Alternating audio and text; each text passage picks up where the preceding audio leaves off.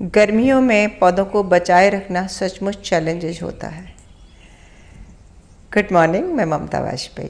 तो बस आज की वीडियो का बस यही विषय है कि मैं अच्छी सी हार्वेस्टिंग दिखाऊंगी और कुछ गार्डन की टिप्स दूंगी।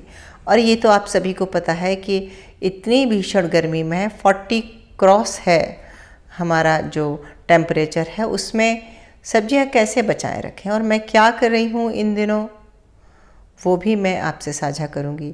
तो सबसे पहले तो मैं क्या करती हूँ कि सुबह शाम दोनों वक्त पानी दे रही हूँ, और शाम को जब मैं पानी देती हूँ तो मैं पूरे पौधों को पाइप से शावर करके नहला देती हूँ, तरबतर कर देती हूँ। ऐसा करने से रात भर में पौधों को ठंडक मिल जाती है। गमले में तो पाइप से पानी देती ही हूँ, साथ में नहला देती हूँ, और उसके बावजूद भी हर पौधा नहीं बच रहा। जो गमले में जो पौधे हैं उन्हें तो बचा लेना भर उद्देश्य है, पर जैसे तोरई थी वो तोरई ख़त्म हो गई। लौकी की बेल है लेकिन उसमें फ्रूटिंग नहीं हो रही।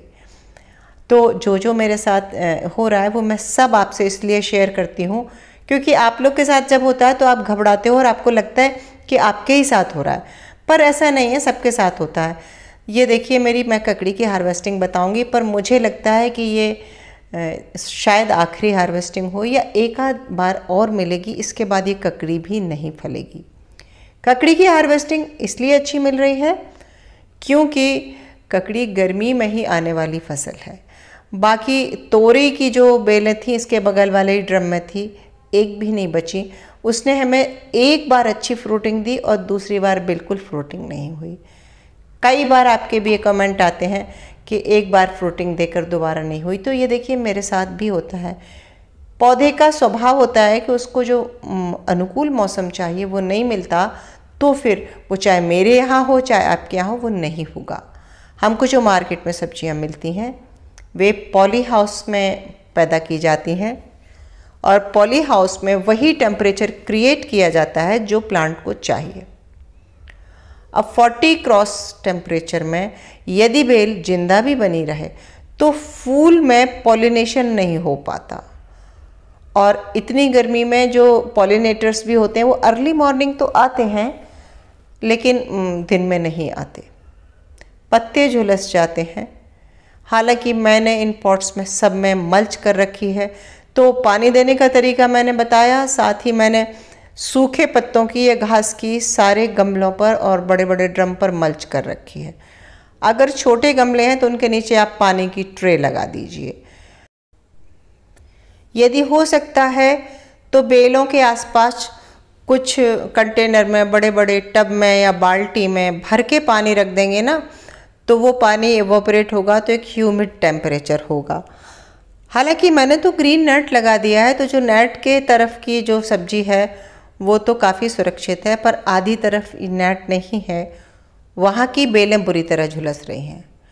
और हाँ, जो मेरा अनुभव है उसमें ककड़ी की फसल भीषण गर्मी में भी आराम से हो रही है, और ये करेले अच्छे फल रहे हैं। एक करेले की बेल तो वो है जो अपने आप उगी है, और दूसरी मैं नर्सरी से पौध तैयार लाई थी, लेकिन इसमें भी अच्छी फ्रूटिंग हो रही है। बस करेले की साइज और उसके प्रकार में, उसके सीड में अंतर है, बाकी फ्रूटिंग अच्छी हो रही है। और ये करेले की तीसरी फ्रूटिंग है। लौकी ने सिर्फ एक बार फ्रूटिंग अच्छी दी, 3 फल लगे थे और तीनों फल अच्छे बड़े मैच्योर थे, लेकिन उसके बाद छोटे छोटे फल आए और वो बड़े नहीं हुए। टमाटर ख़त्म हो चुके हैं, धनिया पत्ती ख़त्म हो चुकी है, भाजियाँ सब खत्म हो गई हैं। और मैंने गर्मी में कोशिश नहीं की, अगर मैं कोशिश करती तो शायद भारी मेहनत के बाद हमको भाजी पालक वालक मिल जाती। पर मेरा ये नियम ही है कि मैं गर्मी में बहुत हैरान नहीं होती, क्योंकि गर्मी में सब्जी उगाई जा सकती है लेकिन उसके लिए मेहनत बहुत ज़्यादा करनी पड़ती है। मिट्टी भी थोड़ा अलग तरह से प्रिपेयर करनी पड़ती है जो मॉइस्चर को होल्ड करके रखे, जिसमें थोड़ा कोकोपीट या ऑर्गेनिक मटेरियल अलग से मिलाया जाए। मेरी मिट्टी इतनी ज़्यादा वेल ड्रेन है कि इसमें पानी होल्ड नहीं होता, तो मैं कोशिश ये करती हूँ कि ये 2 महीने का गैप दे देती हूँ। जैसा कि आपने देखा शुरू में कि मैंने मिट्टी को पलटकर ढेर लगा दिया है, और जो धूप में एक तरफ पड़ी है स्टेरलाइज हो रही है, तो वो मिट्टी तैयार हो जाएगी जून जुलाई तक के लिए, और जो टब खाली होता जा रहा है मैं उसको खाली करती जा रही हूँ। मैं ये कोशिश नहीं कर रही कि इस भीषण गर्मी में भी कुछ नई फसल ले ली जाए। जो मैंने फरवरी में जो पौधे बीज बो दिए थे वो तो मैं ले रही हूँ और वो ये फल रहे हैं, लेकिन अब अप्रैल में मैंने कुछ नहीं बोया। और देखिए आप, करेले की अच्छी खासी फ्रूटिंग हुई है। तो आप ये समझिए कि अगर आप बिगिनर हैं तो आप करेला और ककड़ी तो अगली साल गर्मी में लगा सकते हैं, लेकिन बेहतर यही रहेगा कि गर्मी की सब्जियां लेने के लिए आप फरवरी के पहले सप्ताह में ही बुआई कर दें तो आपके लिए आसान रहेगा। और देखिए ये जो चौलाई की भाजी वगैरह है मैं तोड़ नहीं पाई, तो इसमें फल लग गए हैं। यही फल मेरी मिट्टी में मिल जाएंगे बाद में, फिर मैं उस मिट्टी में कुछ भी बोऊंगी तो ये चौलाई की भाजी मेरी बिना बोए हर साल उगती है। करेले तो आप देखिए किस कदर गुच्छों में फले हैं। अब मुझे ये नहीं पता कि आगे ये कितने दिन और फलने वाले हैं।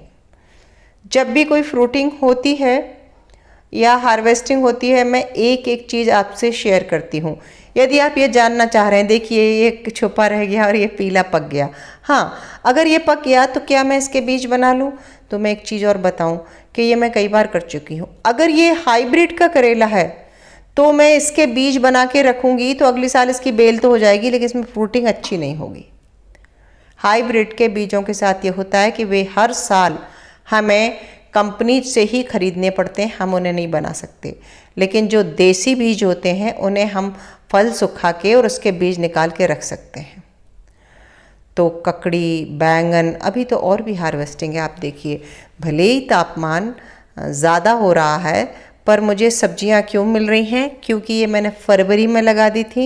साथ ही मेरी मिट्टी बहुत अच्छी रहती है और मिट्टी पर मैंने बहुत बार वीडियो बना चुकी हूँ और बैगन्स पर खूब सारे मिलीबग का अटैक हुआ है। तो अब मैं क्या कर रही हूँ, मैं इतनी मई, इसमें अप्रैल मई आने वाली है, मई लगने वाली है, अप्रैल चल रहा है ये, तो मैं इसमें कोई नीम ऑयल, शैम्पू या कुछ नहीं छिड़क रही।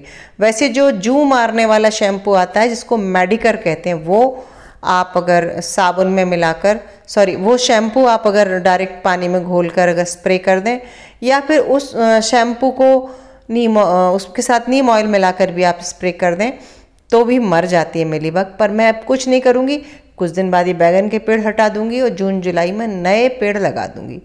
अब आप देखिए कितनी शानदार हार्वेस्टिंग निकली है। ककड़ी और करेले और बैंगन। तो मेहनत करने से फल तो मिलता है, बस कम ज़्यादा हो सकता है, लेकिन फिर भी धीरे धीरे बगीचा सिमट रहा है और गर्मी में ये होता ही है। कैसा लगा वीडियो ज़रूर बताएं। मिलते हैं अगले वीडियो में। नमस्कार।